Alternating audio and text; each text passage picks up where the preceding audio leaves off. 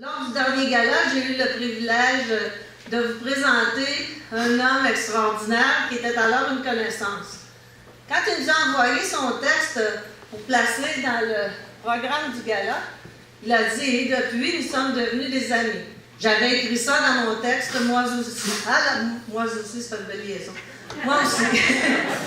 Alors, j'ai le plaisir de vous présenter monsieur, criminologue d'abord, puis journaliste. C'est en 1976 que M. Jean-Pierre Charbonneau devient député à l'Assemblée nationale du Québec, puis président aussi à l'Assemblée nationale durant 6 ans. Après 30 ans de vie politique, on le retrouve commentateur et analyste dans plusieurs médias, particulièrement à l'émission quotidienne de Radio-Canada, le Club des Ex. Il tient à nouveau le rôle de président d'honneur ce soir. Mesdames et messieurs, je vous prie d'accueillir Jean-Pierre Charbonneau.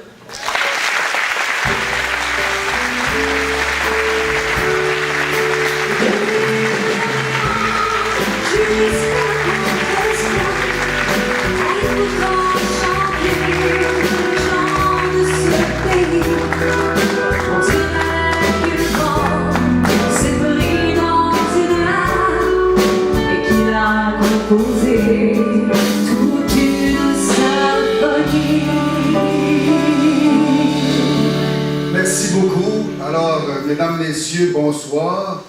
Je voudrais d'abord, comme un digne président d'honneur, souligner et saluer notre ministre des Affaires culturelles et des Communications, Makakoto, que j'aurai le plaisir de vous présenter dans quelques minutes, mais qui est en coulisses déjà. Alors, vous pouvez déjà...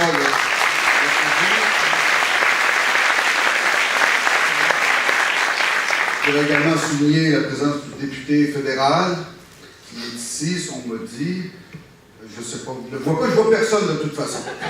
Alors, il y a également, je crois, un conseiller municipal qui est ici, qui représente la mairesse de Drummondville, qui est une de celles qui peut marcher dignement, à la tête haute, dans ses rues et dans sa municipalité au Québec. Il y en a d'ailleurs plusieurs qui étaient en congrès avec elle au cours des derniers jours à Montréal.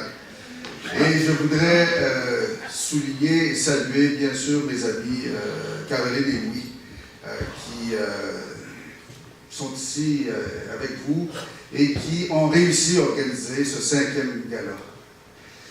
Je pense que la dernière fois qu'on s'est vu, j'avais accepté d'être président d'honneur sans les connaître. Je m'étais fié au jugement d'une artiste qui est devenue maître la dernière fois, France Malo, qui m'avait introduit, qui m'avait suggéré. Et ma femme et moi, on avait tellement aimé ce gala que, pris d'enthousiasme, on a dit à la fin, ben, écoutez, nous, on est disponibles si jamais on peut donner un coup de main pour la suite. Alors, Louis et Caroline ont saisi l'occasion pour me faire une offre que je ne pouvais pas refuser et de présider le 2e gala. Heureusement, il y avait une année d'intervalle entre les deux. Ça fait déjà 2 ans que ce gala a eu lieu.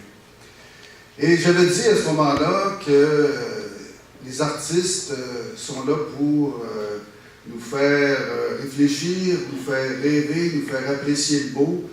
Et celles qui étaient là, à ce moment-là, je leur avais rappelé que j'avais, dans un livre qu'on m'avait offert, un cadeau, vu qu'il y a 50 000 ans, dans des cavernes en France, il y avait des gens qui peignaient des choses extraordinaires avec le sens de la perspective. Et c'était il y a 50 000 ans dans des grottes.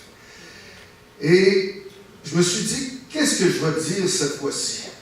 Pas de plus brillant, mais juste de différent un peu.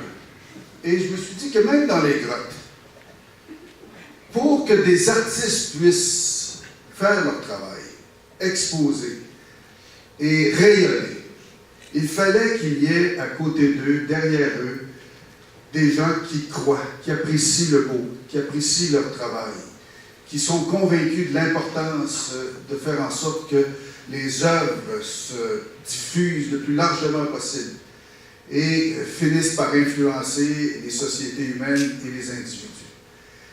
Et je me suis dit que le 5e gala devrait être aussi une occasion particulière pour rendre un hommage très vibrant au président et à la présidente fondatrice de cette académie, Louis et Caroline.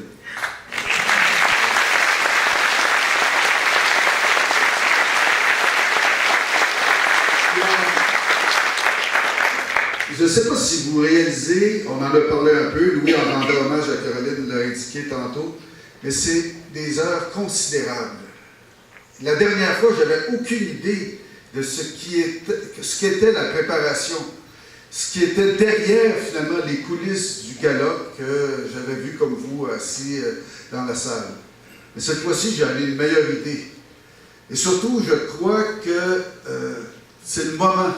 À un moment donné, il y a des moments charnières, il y a des moments où c'est le temps de dire merci. Je crois que Louis et Caroline doivent savoir qu'il y a des centaines d'artistes au Québec et des gens de leur entourage qui ont été épaulés grâce à leurs efforts au cours des dernières années, grâce au fait qu'ils croient à l'art tout court, qu'ils croient à la peinture, qu'ils croient à la sculpture, qu'ils croient à l'importance de la beauté, mais qu'ils croient aussi à l'importance du dépassement. Même quand on pense qu'on a atteint un certain niveau, on peut encore aller plus loin comme artiste, à condition d'avoir le sens de ce qu'est le dépassement. Et d'avoir peut-être à côté de soi des gens qui nous disent « tu peux aller plus loin, je vais t'aider à aller plus loin ».